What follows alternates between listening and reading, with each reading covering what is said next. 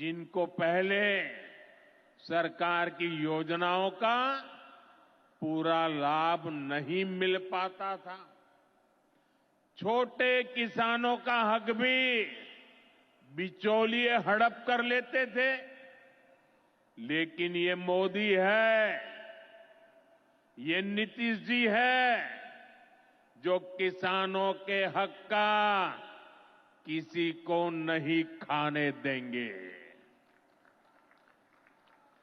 जब ये कांग्रेस वाले, जंगल राज वाले सरकार में थे, तो इन लोगों ने खेती का कुल जितना बजट रखा था, उससे कई गुना ज्यादा पैसा तो हम सीधे आप किसानों के बैंक खातों में भेज चुके हैं। ये काम कोई भ्रष्टाचारी नहीं कर सकता है।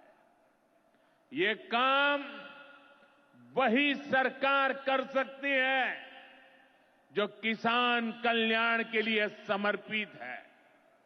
साथियों, कांग्रेस हो, जंगल राज वाले हो, इनके लिए आप किसानों की तकलीफ भी कोई मायने नहीं रखती। पहले जब बाढ़ आती थी, सूखा पड़ता था, ओला पड़ता था, तो ये लोग किसानों को अपने हाल पर छोड़ देते थे।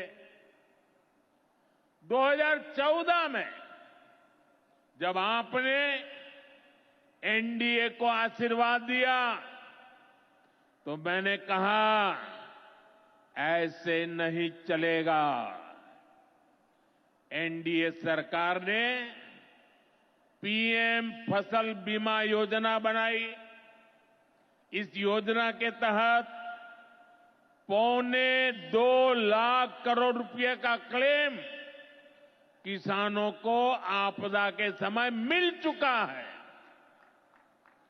साथियों, जो भूमिहीन है, जो छोटे किसान है, उनकी आय को बढ़ाने में एनडीए सरकार पशुपालन को बढ़ावा दे रही है।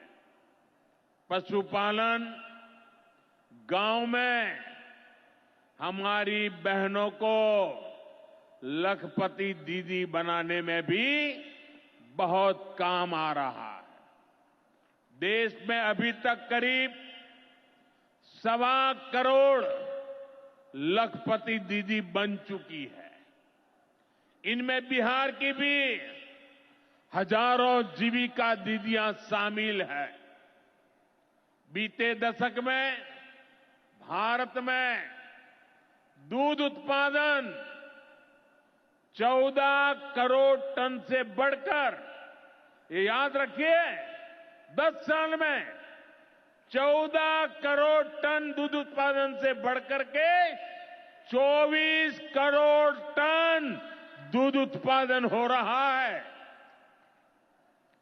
यानी भारत ने दुनिया के नंबर 1 दूध उत्पादक के रूप में अपनी भूमिका को और सशक्त किया है। इसमें बिहार की भी बहुत बड़ी भागीदारी है। आज बिहार में सहकारी दूध संघ प्रतिदिन 30 लाख लीटर दूध खरीदता है। इसके कारण हर साल 3,000 करोड़ रुपए से अधिक बिहार के पशुपालकों, हमारी माताओं बहनों के खाते में पहुंच रहे हैं।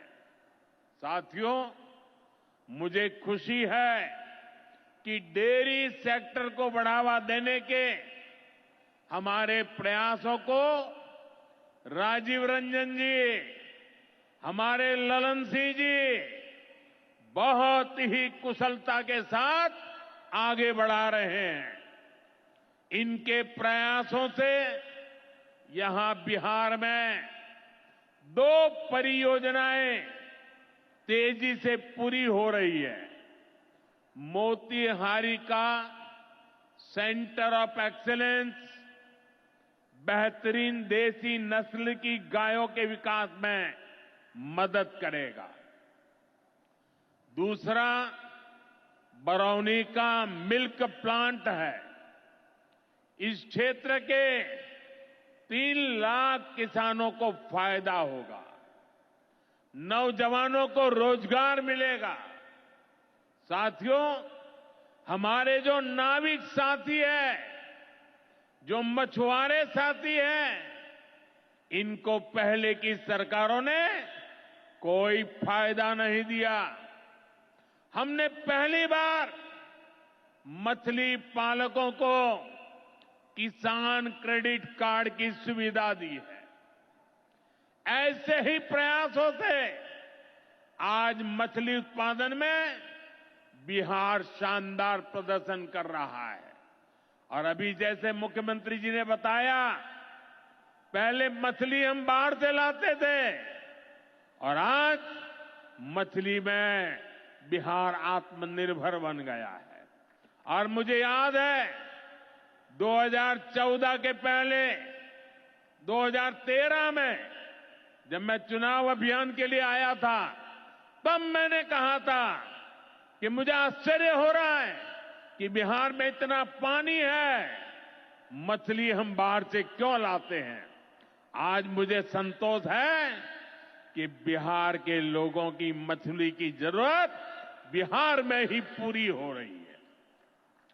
10 साल पहले बिहार मछली उत्पादन में देश के 10 राज्यों में से एक था। आज बिहार देश के टॉप 5 बड़े मछली उत्पादक राज्यों में से एक बन चुका है। फिशरीज सेक्टर पर हमारे फोकस का बहुत बड़ा फायदा हमारे छोटे किसानों को हुआ है, मछुआरे साथियों को हुआ है। भागलपुर की पहचान तो गंगा जी में रहने वाली डॉल्फिन से भी होती रही है। ये नमामि गंगे अभियान की भी बहुत बड़ी सफलता है। साथियों, बीते वर्षों में सरकार के प्रयासों से भारत का कृषि निर्यात बहुत अधिक बढ़ा है। इससे किसानों को उनकी उपज की ज्यादा कीमत मिलने लगी है। कई कृषि उत्पाद ऐसे हैं जिनका पहली बार निर्यात शुरू हुआ है, एक्सपोर्ट हो रहा है। अब बारी बिहार के मखाना की है। मखाना आज देश के शहरों में सुबह के नाश्ते का प्रमुख अंग हो चुका है। मैं भी 365 दिन में से 300 दिन तो ऐसे होंगे कि मैं मखाना जरूर खाता हूं। ये एक सुपर फूड है जिसे अब दुनिया के बाजारों तक पहुंचाना है। इसलिए इस वर्ष के बजट में मखाना किसानों के लिए मखाना बोर्ड बनाने का ऐलान किया गया है। ये मखाना बोर्ड मखाना उत्पादन, प्रोसेसिंग, वैल्यू एडिशन और मार्केटिंग ऐसे हर पहलू में बिहार के मेरे किसानों की मदद करेगा।